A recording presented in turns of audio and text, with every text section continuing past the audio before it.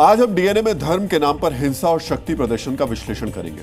आज हम अपने विश्लेषण में ये जानने और बताने की कोशिश करेंगे कि आखिर वो कौन लोग हैं, वो कौन सी मानसिकता है जो धार्मिक जुलूस को भी हंगामा और हिंसा का मंच बना देती है। आज हम उस सेलेक्टिव सोच का भी विश्लेषण करेंगे जो उपद्रव और हिंसा की निंदा भी धार्मिक निशान और चिन्ह देखकर करती है।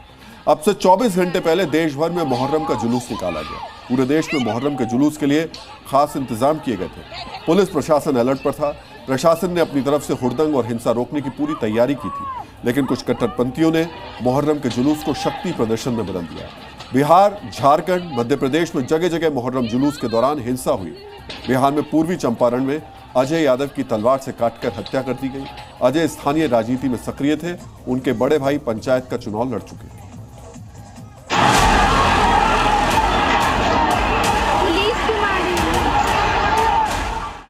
सेलेक्टिव सोच वाले बुद्धिजीवी इसका भी बचाव कर सकते हैं। कह सकते हैं कि भारी भीड़ में उपद्रव की कुछ घटनाएं होती रहती हैं। एक खास सोच वाला ये क्लब भी है जो कांवड़ यात्रा में किसी एक घटना को आधार बनाकर कांवड़ियों को समाज विरोधी, गुंडा और उपद्रवी बताने से नहीं चूकता।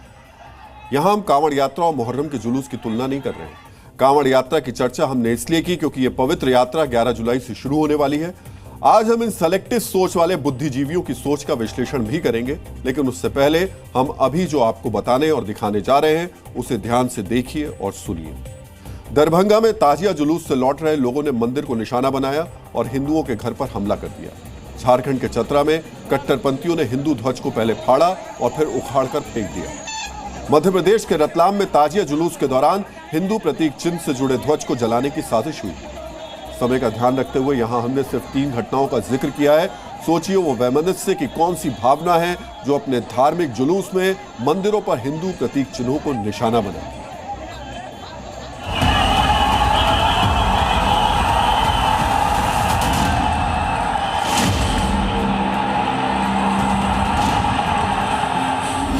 मैं मंदिर में था खड़ा, वहाँ से लड़का आया, एक ईंटे ऐसे लिया हुआ था, लाठी लिया हुआ था। हम लोगों ने कुछ नहीं किया, वो अचानक ईंटा फेंका, पहले इसको लगा।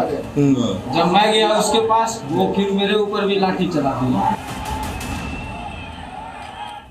आखिर ये कैसी सोच है जो अपने धार्मिक उत्सव को भी शक्ति प्रदर्शन, धार्मिक वैमनस्य और हिंसा का मंच बना देती है। ये उन्मादी सोच ही हो सकती है जो अपने पवित्र त्योहार को भी हिंसा से अपवित्र करती है। आज आपको समझना चाहिए ये कट्टरपंथी सोच कितनी विषैली है जो दूसरे धर्म के आस्था स्थलों को भी निशाना बनाती है। बात सिर्फ इतनी नहीं है, ये वही सोच है जो रामनवमी जैसे त्योहारों के दौरान शोभा यात्रा पर पथराव करती है। ये कट्टरपंथी सोच सद्भाव को हिंसा की आग में झोंक देती है। यहां हम आपको फिर कांवड़ यात्रा की तरफ लेकर चलेंगे। कांवड़ यात्रा से पहले कुछ संगठन कांवड़ यात्रा मार्ग पर दुकानदारों की पहचान कर रहे हैं। उद्देश्य है कि कांवड़ यात्रा के दौरान विवाद नहीं हो।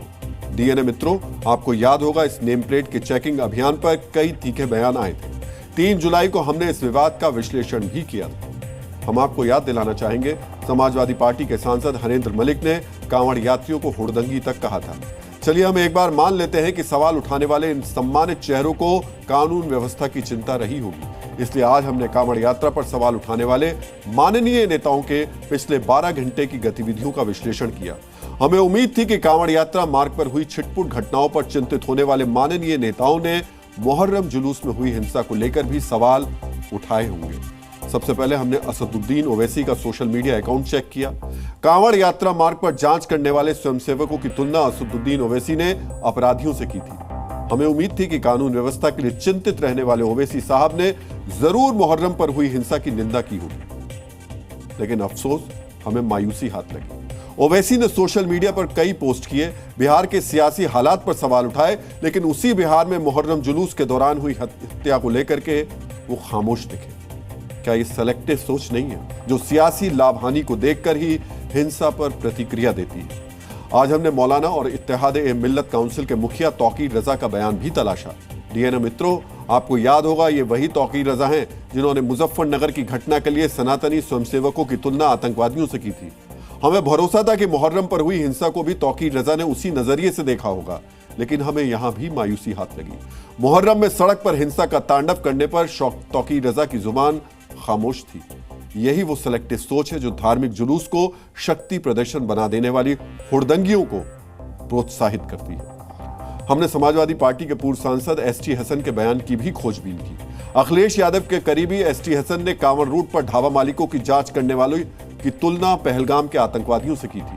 हमें उम्मीद थी कि स्वयं को न्याय पसंद बताने वाले एसटी हसन ने जरूर मुहर्रम जुलूस में हुई हिंसा के दोषियों को कड़ी सजा देने की मांग की होगी। अफसोस, हमें यहां भी मायूसी हाथ लगी। एसटी हसन ने बिहार, झारखंड और मध्य प्रदेश में ताजिया जुलूस के नाम पर हिंसा करने वालों के लिए कुछ नहीं कहा। सोचिए, हत्या और हिंसा को लेकर कार्रवाई की मांग भी पूर्व सांसद सेलेक्टिव नजरिए से करते हैं। सोचिए, कांवड़ यात्रा में छोटी सी घटना होने पर शिवभक्त कांवड़ियों को गुंडा, हुड़दंगी और क्या क्या नहीं कहने वाले ये माननीय मुहर्रम के जुलूस में हुई हिंसा पर खामोशी की चादर ओढ़ लेते हैं। इनकी सेलेक्टिव सोच कांवड़ रूट पर ढाबा मालिकों की जांच करने वालों पर सवाल उठाने के लिए सक्रिय रहती है, लेकिन यही सोच मुहर्रम के जुलूस में हिंसा करने वालों से, मंदिरों पर हमला करने वालों से, हिंदू प्रतीक चिन्हों को निशाना बनाने वालों से और सनातन का झंडा जलाने वालों से सवाल नहीं पूछती है। यह वही सेलेक्टिव सोच है जो रामनवमी के जुलूस पर जब पत्थर चलता है तो चुप रहती है, लेकिन जब पथराव करने वाले उपद्रवियों के घर पर बुलडोजर चलता है तो इनकी आवाज में तलखी आ जाती है। यह वही सेलेक्टिव सोच है जो शब बारात के दौरान होने वाले हुड़दंग पर खामोशी ओढ़ लेती है, लेकिन कांवड़ यात्रा में छोटा भी सा झगड़ा हो जाए तो ये लोग सवाल पूछने लगते हैं। ये वही सेलेक्टिव सोच है जो सीए कानून के खिलाफ हुए हिंसक प्रदर्शन और पथराव पर मौन रहती है, लेकिन जब हिंसा करने वालों पर एक्शन होता है तो इनकी आवाज मुखर हो जाती है। ये सेलेक्टिव सोच अपनी सुविधा देखकर सक्रिय होती है। ये सोच पसंद के मुद्दे चुनती है और सवाल उठाती है। कई बार तो ये सोच जमीन से कोर्ट तक हिंसा करने वालों का बचाव करती है। शायद इसीलिए इतनी चाक चौबंद व्यवस्था के बाद भी ये उपद्रवी धार्मिक जुलूस को शक्ति प्रदर्शन और हिंसा का मंच बना देते हैं। आज हम सेलेक्टिव सोच वालों को याद दिलाना चाहेंगे कि देश संविधान से चलता है। संविधान कानून के राज की बात करता है। संविधान और कानून के नजर में हिंसा करने वाला अपराधी है, चाहे वो किसी भी धर्म का हो, चाहे वो किसी भी क्षेत्र का हो। जी न्यूज़।